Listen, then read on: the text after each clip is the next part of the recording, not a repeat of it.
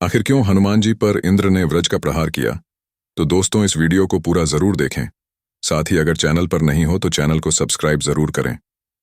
हनुमान का जन्म चैत्र मास की शुक्ल पूर्णिमा के दिन हुआ था। हनुमान के जन्म स्थान के बारे में कुछ भी निश्चित नहीं है। मध्य प्रदेश के आदिवासियों का कहना है कि हनुमान जी का जन्म रांची जिले के गुमला परमंडल के ग्राम अंजन में हुआ था। कर्नाटक वासियों की धारणा है कि हनुमान जी कर्नाटक में पैदा हुए थे। कर्नाटक के पंपा और हम्पी में किष्किंधा के ध्वंसावशेष अब भी देखे जा सकते हैं। हनुमान जी का जन्म कैसे हुआ, इस विषय में भी भिन्न मत हैं। एक मान्यता है कि एक बार जब मारुति ने अंजनी को वन में देखा तो वे उस पर मोहित हो गए। उन्होंने अंजनी से संयोग किया और वे गर्भवती हो गईं।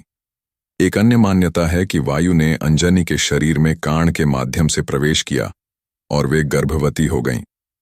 एक अन्य कथा के अनुसार महाराज दशरथ ने पुत्रेष्ठ यज्ञ से प्राप्त जो हवि अपनी रानियों में बांटी थी, उसका एक भाग गरुड़ध्वज उठाकर ले गया और उसे उस स्थान पर गिरा दिया जहां अंजनी पुत्र प्राप्ति के लिए तपस्या कर रही थीं। हवि खा लेने से अंजनी गर्भवती हो गईं और कालांतर में उन्होंने हनुमान जी को जन्म दिया। एक अन्य कथा के अनुसार कपिराज केसरी अपनी पत्नी अंजना के साथ सुमेरु पर्वत पर रहते थे। अंजना के कोई संतान नहीं थी, इसलिए उन्होंने पुत्र कामना हेतु वर्षों तक तपस्या की। उनके कठोर तप से प्रसन्न होकर भगवान शिव ने उन्हें वरदान देकर कहा था कि उनके 11 रुद्रों में से एक अंश उन्हें पुत्र के रूप में प्राप्त होगा। शिवजी ने उन्हें जाप करने का लिए एक मंत्र देकर कहा कि उन्हें पवन देवता के प्रसाद के एक सर्वगुण संपन्न पुत्र की प्राप्ति होगी। अगले पन्ने पर हनुमान जी का पहला पराक्रम जब निगल लिया सूर्य। एक बार की बात है, माता अंजनी हनुमान जी को कुटिया में सुलाकर कहीं बाहर चली गई थीं। थोड़ी देर में जब हनुमान जी की नींद खुली तो उन्हें तेज भूख लगने लगी। इतने में आकाश में उन्हें चमकते हुए भगवान सूर्य दिखाई दिए। हनुमान जी से समझा कि यह कोई लाल लाल मीठा फल है। बस उसे तोड़ने के लिए हनुमान जी उसकी ओर उड़ने लगे। पवन देव ने यह देखा तो उन्होंने भी हनुमान जी की सहायता के लिए हवाओं को तेज कर दिया। हनुमान जी ने सूर्य भगवान के निकट पहुंचकर उन्हें पकड़कर अपने मुंह में रख लिया। वह दिन सूर्य ग्रहण का था। राहु सूर्य को ग्रसने के लिए उनके पास पहुंच गया था। उसे देखकर हनुमान जी ने सोचा कि शायद यह भी कोई काला फल है, इसलिए वे उसकी ओर भी झपटे। जैसे तैसे जान बचाकर राहु वहां से भागा। भागकर राहु ने इंद्र के पास जाकर इस घटना की शिकायत की। उसने कहा कि आज जब मैं सूर्य को ग्रस्त करने के लिए गया तो मैंने देखा कि कोई दूसरा व्यक्ति उन्हें निगल कर खा गया। पता नहीं वह कौन था। राहु की बात सुनकर इंद्र भी घबरा गए और राहु को साथ लेकर सूर्य की ओर चल पड़े। हनुमान जी ने राहु को फिर से देखा तो वह गरम गरम सूर्य को छोड़कर राहु पर झपटे। राहु ने घबराकर इंद्र को पुकारा। घबराहट में इंद्र को भी कुछ समझ में नहीं आया। हनुमान जी ने जब ऐरावत पर विराजमान इंद्र को देखा तो उन्होंने समझा कि यह कोई सफेद फल है। अब हनुमान जी राहु को छोड़कर इंद्र की ओर लपके तो घबराहट में इंद्र ने हनुमान जी पर वज्र का प्रहार किया। इंद्र को वज्र हनुमान जी की ठुड्डी पर लगा, जिससे वे एक पर्वत पर जा गिरे और उनकी बाईं ठुड्डी टूट गई। हनुमान की यह दशा देखकर पवन देव को क्रोध आया। उन्होंने उसी क्षण अपनी गति रोक ली। इससे कोई भी प्राणी सांस न ले सका और सब पीड़ा से तड़पने लगे। ऐसे में ब्रह्मा जी सहित सारे सुर, असुर, यक्ष, किन्नर आदि सभी वायुदेव के पास गए। वे मूर्छित हनुमान को गोद में लिए उदास बैठे थे। जब ब्रह्मा जी ने हनुमान की मूर्छा को भंग किया तब पवन देव ने प्रसन्न होकर फिर से संसार में वायु का संचार कर दिया। तब ब्रह्मा जी ने वरदान दिया कि कोई भी शस्त्र हनुमान के अंग को छेद नहीं सकता। सूर्यदेव ने कहा कि मैं इसे अपने तेज का शतांश देता हूं। वरुण ने कहा कि मेरे पाश और जल से यह बालक सदा सुरक्षित रहेगा। यमदेव ने अवध्य और निरोग रहने का आशीर्वाद दिया। यक्षराज कुबेर, विश्वकर्मा आदि देवों ने भी अमोघ वरदान दिए।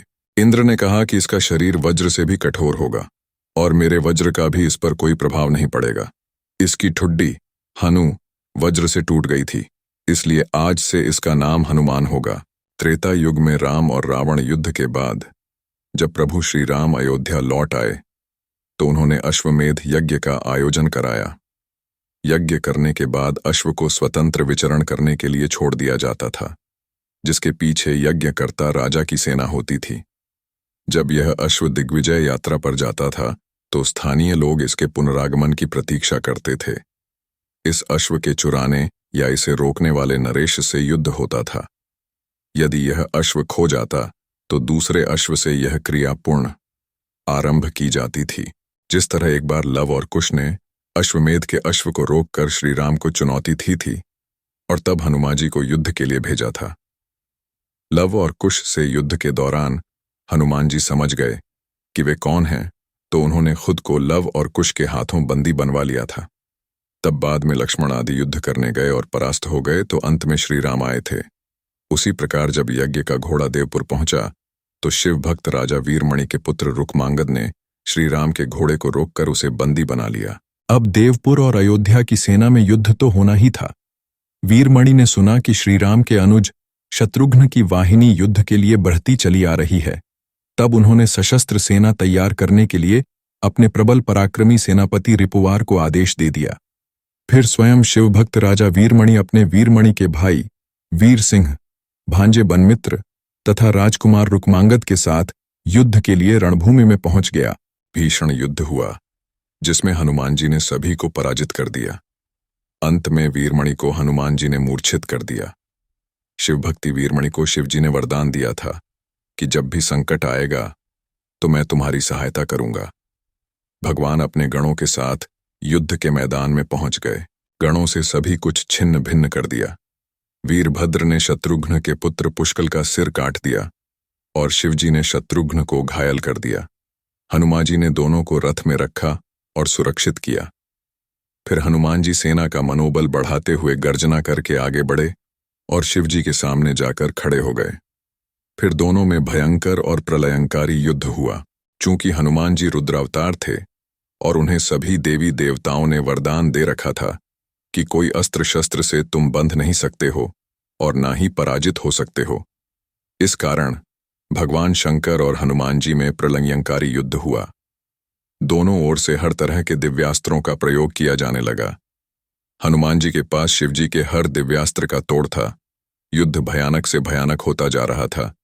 यह देखकर भगवान राम वहां प्रकट हुए और श्री राम जी ने हनुमान जी को समझाया कि आप किससे युद्ध कर रहे हो। शिव ही राम है और राम ही शिव है। यह सुनकर हनुमान जी को शिव में ही राम का रूप नजर आने लगा। यह देखकर वे अपना युद्ध रोककर भगवान शिव और राम के आगे हाथ जोड़कर खड़े हो गए। हनुमान जी के पराक्रम को देखकर भगवान शिव बहुत ही प्रसन्न हुए और हनुमान जी को मनचाहा वर मांगने को कहा। इस प्रकार इस युद्ध का अंत हुआ। इस युद्ध में श्री राम और भगवान शंकर ही लीला थी। इस युद्ध में भगवान शंकर हनुमान जी की परीक्षा ले रहे थे। तो दोस्तों, कैसा लगा आज आप लोगों को हमारा वीडियो? आशा करते हैं सभी को पसंद आया होगा। पसंद आया तो हमारे चैनल को सब्सक्राइब जरूर करें।